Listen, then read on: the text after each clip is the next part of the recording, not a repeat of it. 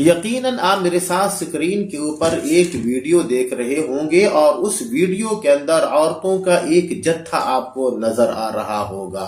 کوئی بیچاری عورت تو پردے میں ہے اور کسی نے سر پہ دوپٹہ لیا ہوا ہے، اور کوئی بیچاریاں تو ایسی ہیں کہ بے بسی اور بھوک کی وجہ سے ان کے سروں سے سقاف تک اتر گئے ہیں۔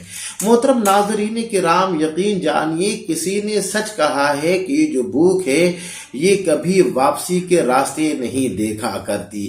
یقیناً یہ جو عورتیں نظر آ رہی ہیں یہ کسی کی ماں بھی ہوں گی، کسی کی بہنیں ہوں گی اور کسی کی بیٹیاں ہوں گی، اور یقیناً کسی نہ کسی معزز گھرانے کی یہ خاتون ضرور ہوں گی۔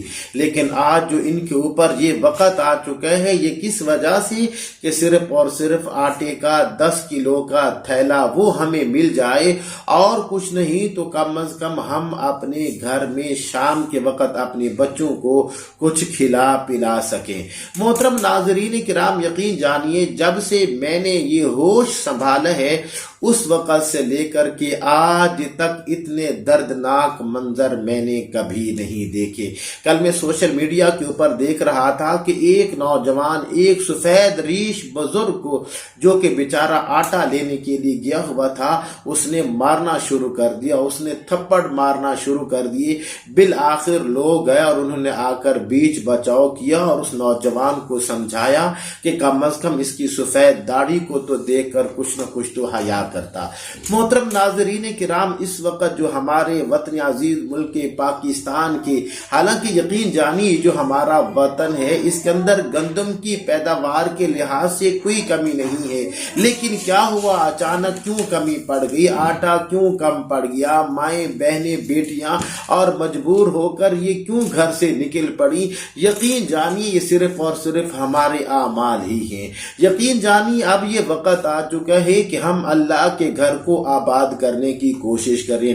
ہم 5 یا 10 منٹ اللہ کے گھر کو نہیں دے سکتے، اگر چلے بھی جائیں مسجد کے اندر نماز پڑھنے کے لیے تو 10 15 20 منٹ کے اندر نماز پڑھ کے ہم فوراً وہاں سے بھاگنا شروع کر دیتے ہیں۔